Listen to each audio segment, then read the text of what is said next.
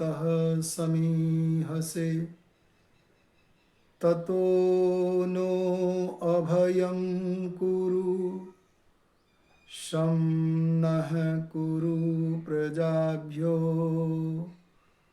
अभयं नः पशुभ्यः। आदरणीय पवित्र आत्माओं,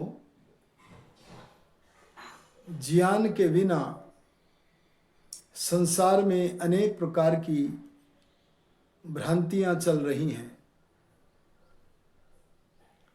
उन भ्रांतियों में एक भ्रांति है भूत प्रेत की। लोग कहते हैं कि हमारी बस्ती के उस पीपल के वृक्ष पर भूत रहते हैं। कोई कहता है अमुक पहाड़ पर भूत रहते हैं।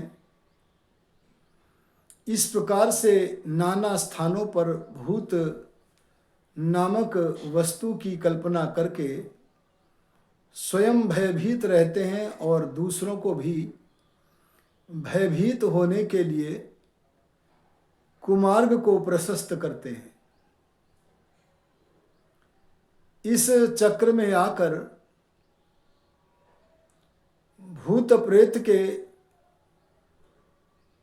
भय में आकर एक बालक दौड़ा दौड़ा अपनी माँ के पास आया और माता से कहने लगा, माता जी मुझे बड़ा भय लगता है, डर लगता है। माता ने बड़े प्रेम के साथ उससे पूछा, बेटा तू भयभीत क्यों है? तब बालक ने कहा, माँ हमारे ग्राम के अमुक पीपल के पेड़ के ऊपर भूत प्रेत रहते हैं।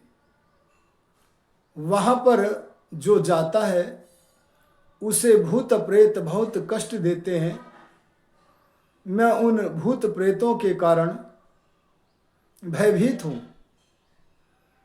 तब माता ने अपने बच्चे को संभालने के लिए, उसे निर्भीक करने के लिए, उसे भूत प्रेत की वास्तविकता का परिचय देने के लिए मन में विचार किया। क्योंकि ज्ञान के बिना हम दुखों से मुक्त नहीं हो सकते हैं। परमात्मा ज्ञान स्वरूप है, वह ज्ञान से प्रभावित करके हमें सारे दुखों से छुड़ाता है। जहां जहां ज्ञान का भाव है वहां वहां दुख है। आध्यात्मिक दुख है, आधि दैविक दुख है, आधि भौतिक दुख है। और जब ज्ञान का प्रकाश हो जाता है तो सारे के सारे दुख विनष्ट हो जाते हैं। इसलिए ज्ञान के द्वारा, भूत प्रेत के बोध के द्वारा माता ने अपने बच्चे को निर्भीक करने की ठानी और अपनी गोद में लेकर बड़े स्नेह के साथ ज्ञान विज्ञान से उस बच्चे को प्रभावित करती हुई बोली, ए मेरे बेटे तू अभी छोटा है, तू ब्रह्म जाल में फंस गया है। तुझे यह पता नहीं है कि भूत प्रेत नामक वस्तु क्या है। चल मैं आज तुझे भूत प्रेत क्या है इस रहस्य को समझाती हूं। और तब माता ने कहा कि बेटा ये शरीर हमारा एक रथ के तुल्य है और इस रथ का जो स्वामी है वह आत्मा है, जिसे हम रथी कहते हैं।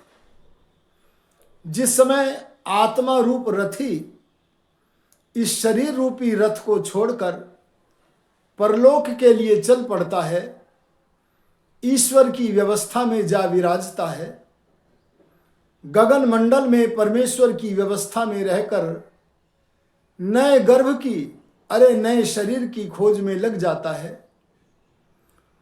उस समय इस शरीर को आत्मा के द्वारा छोड़ने पर जो मृतक शरीर रह जाता है उसे प्रेत कहते हैं। माँ ने बालक को अच्छी प्रकार से समझा दिया कि प्रेत का अर्थ है मृतक शरीर। और माता ने अच्छी प्रकार से विचार कराया कि ये जो मृतक शरीर है यह तो जड़ वस्तु है जिसमें न ज्ञान है न गति है। इसमें जो ज्ञान और गति कभी दिखती थी वो चेतन आत्मा के कारण दिखती थी।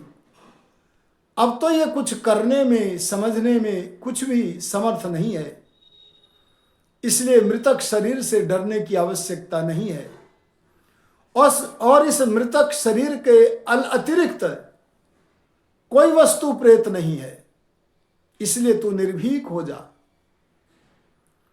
और आगे माता ने उसे ज्ञान विज्ञान से प्रभावित करते हुए कहा, उस मृतक शरीर का जब दाह कर्म कर देते हैं,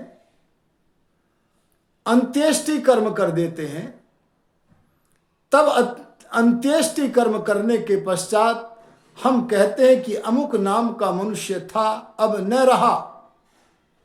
अब न रहा का अर्थ है वह भूतकाल का बीते हुए समय का मनुष्य बन गया है।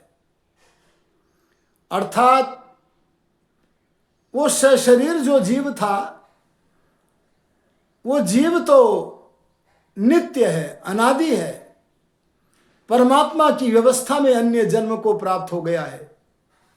लेकिन वह इस जीवन में इस शरीर के जिस नाम से जाना जाता था उस नाम का वह मनुष्य अतीत का भूतकाल का विषय बन गया है और वह परमात्मा की व्यवस्था में है। जब जन्म ले लेगा तब जैसे इस जन्म में कर्म करने में स्वतंत्र था वैसे बड़ा होकर के कर्म करेगा। और उस आत्मा का प्रत्यक्ष होना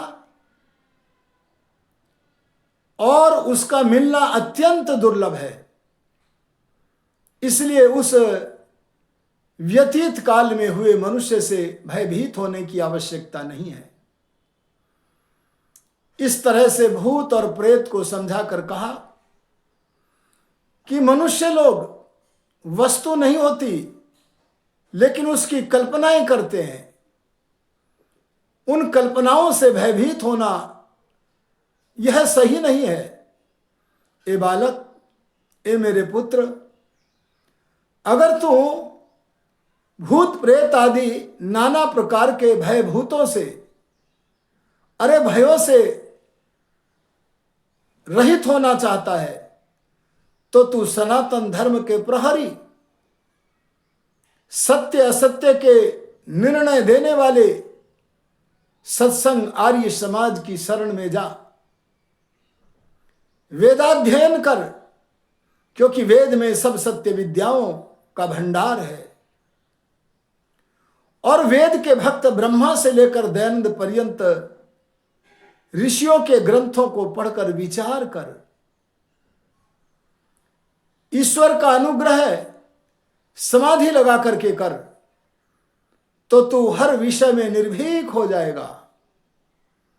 इसलिए बेटा, अगर तू मेरे इस उपदेश का क्रियान्वित रूप देखना चाहता है तो हम दोनों उस पीपल के पेड़ के पास पहुंचते हैं।